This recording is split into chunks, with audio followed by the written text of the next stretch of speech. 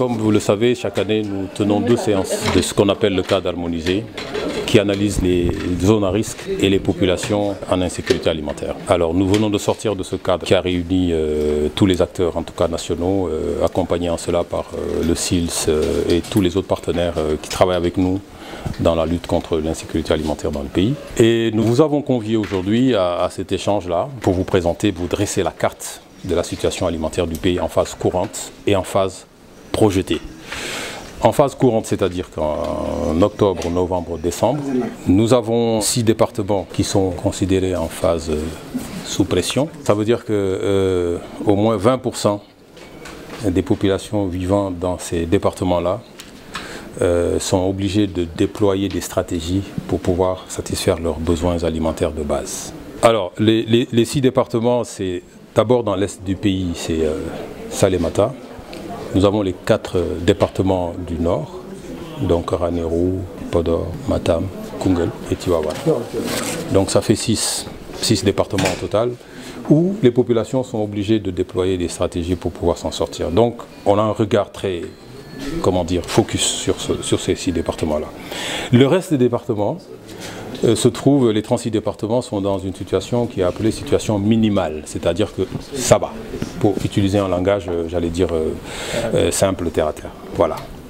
Ça veut dire quoi? Ça veut dire qu'il faut faire quelque chose, il faut déployer une réponse pour accompagner ces populations-là. Je dois dire aussi que ce n'est pas parce que, par exemple, le département de Thiès, je prends ce département-là, n'est pas colorié en jaune, qu'il n'y a pas de population à l'intérieur qui se retrouverait en difficulté. Même à Dakar ici, vous savez, dans certains quartiers, il y a des gens qui ont des difficultés. Un département est en situation minimale lorsque au moins 80% de la population de ce département-là n'a pas de problème.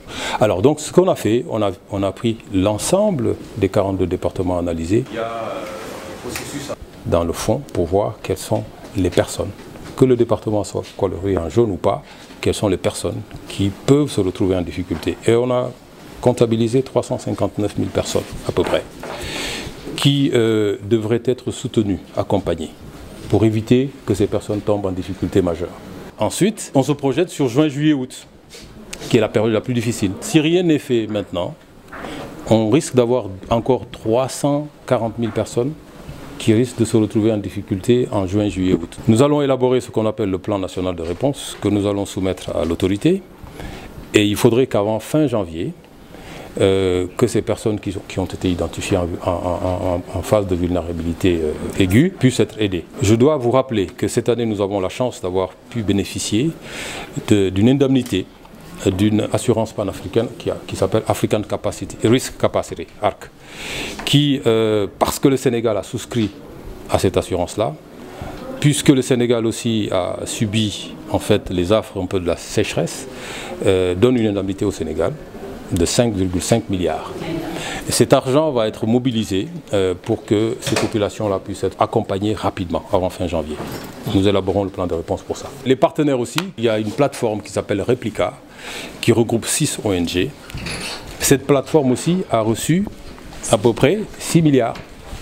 Donc c'est toute la cagnotte 5.5 plus 6, ça fait 11,5 qui va être mobilisée pour accompagner. Donc heureusement, cette année, il y a de quoi accompagner tout le monde. Voilà ce que nous avons soumis à l'autorité. Ça a été présenté au Conseil des ministres par notre ministre de tutelle, c'est le ministre secrétaire général de la présidence de la République, pour que rapidement on puisse accompagner ces gens-là. On n'a pas de difficulté cette année à le faire.